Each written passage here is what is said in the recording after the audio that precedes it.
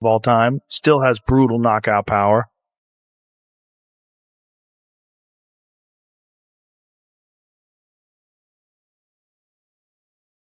Super middleweight supremacy on the line, legacy's on the line, your namesake and reputation is on the line.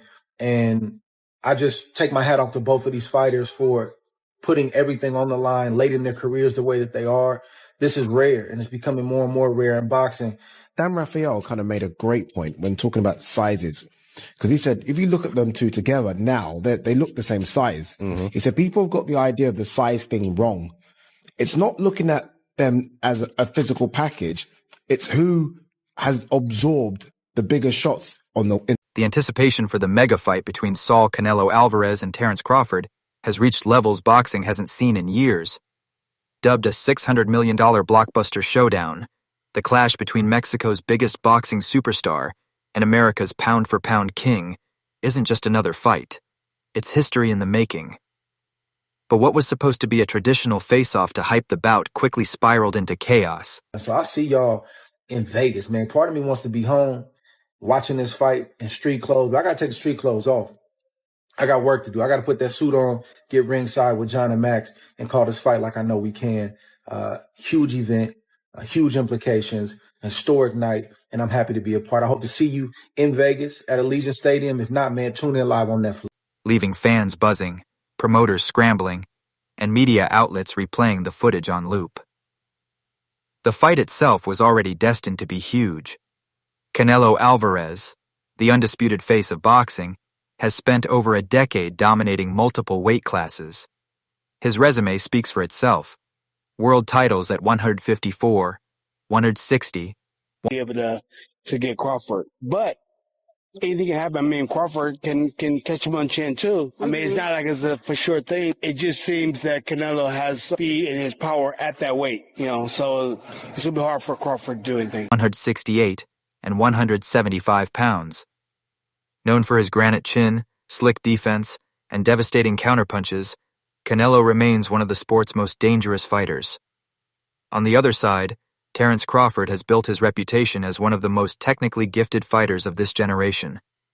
Undefeated, undisputed at welterweight, and fresh off his dismantling of Errol Spence Jr., Crawford brings an aura of precision, adaptability, and ruthless finishing ability. Versus Crawford, who you got? I got Canelo winning. I think Canelo's gonna knock him out. But I think Canelo's gonna hurt him. I think he's just too powerful, man, too strong. I hope Terence Crawford does well and stuff, man, because I love the way he fights, and he's a hell of a fighter, and I respect him as well too. So I hope he puts up a good fight and everything. But at the end of the day, man, Canelo, if he catches you, dude, it's gonna.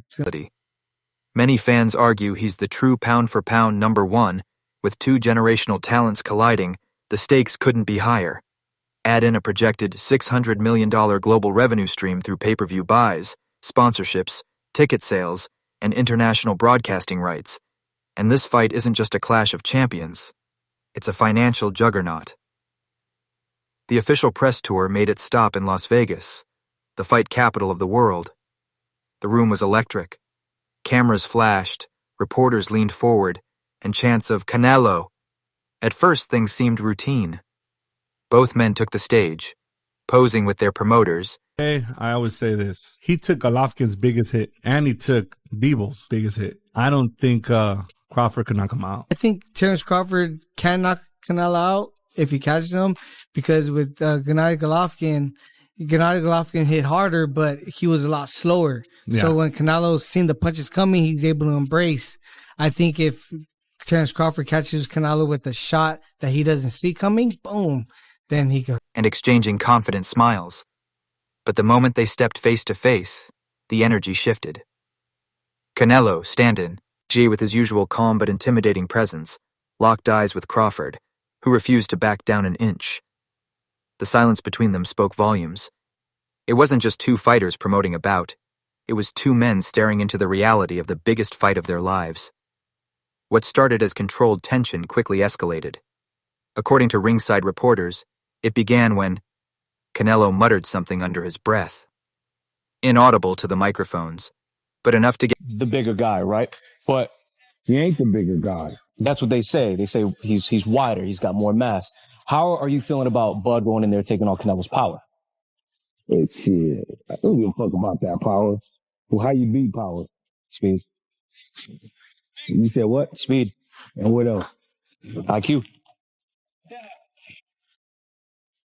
Crawford smirking and shaking his head. Crawford then leaned in, saying loud enough for the cameras to catch. Hatline ignited the crowd. Fans roared, and Canelo suddenly stepped closer, chest to chest. Security shifted nervously, and before anyone could calm things down, Crawford gave a slight push. Nothing major, but enough to trigger chaos. Canelo reacted instantly, shoving back with force. Both camps stormed forward, bodyguards swarming, trainers yelling, and the media scrambling for better camera angles. What should have been a controlled... I mean, you make some good, you got some good answers, but that power ain't gonna be able to sustain throughout the fight. Mm-hmm. Watch. And he usually slows down between 6 and 7. If you slow down, stare down turned into a mini brawl, with shouts and scuffles breaking out on both sides of the stage. Promoters Eddie Hearn and Al Heyman's representatives rushed onto the stage, waving their arms and pleading for order. Event organizers had anticipated fireworks, but not this level of volatility. Within seconds, security created a human wall between the fighters, who still shouted across the barrier. Canelo could be seen pointing aggressively, while Crawford, with a cold grin, mouthed back. Within minutes, clips flooded social media. You know what I mean? A lot of people, they have their opinions. They have, what's going to happen in the fight, but they don't know what they talking about. They just got to watch the fight, and then after the fight, then they make they comments, because a lot of people is just premeditated and just... Fans on X, formerly Twitter, and Instagram went into overdrive, debating who got the better of the exchange. The incident added fuel to an already raging fire. Instead of dampening excitement, the chaos multiplied global interest. PPV projections reportedly spiked after the confrontation, with analysts saying the face-off alone could add millions to the fight's revenue. What was meant to be a standard promotional event turned into a viral spectacle, perfectly setting the stage for the $600 million showdown. The chaos wasn't a diss. Serious. That goes to show, how serious he's taking me and how much he respects me. Mm-hmm. Because, if I haven't fought anyone, if I was too small, if I was, all these things that all the media say I was, then he wouldn't need these guys to help prepare him to fight me. He wouldn't, need all the help that, he's getting. But I'm happy that he's getting the help that he needs, because, after... He gonna come and bring the best out of whoever. He gonna make you stay on his P's and Q's. He adjusts to every fucking thing. Wow. He's just he a great fighter. Canelo can't deal with boxers. The thing is, can Terence Crawford box 12 rounds and stay focused on what he... It's history in the making. But what was supposed to be a traditional face-off to hype the bout quickly spiraled into chaos, leaving fans buzzing, promoters scrambling, and media outlets replaying the footage on loop. The fight itself was already destined to be huge.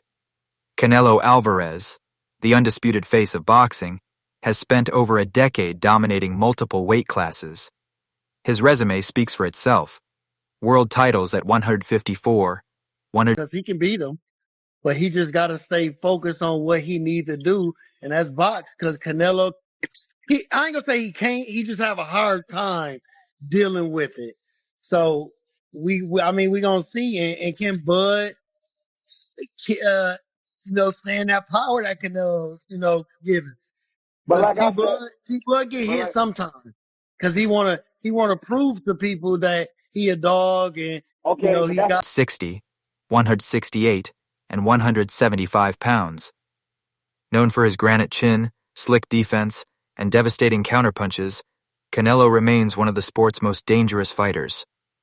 On the other side, Terence Crawford has built his reputation as one of the most technically gifted fighters of this generation.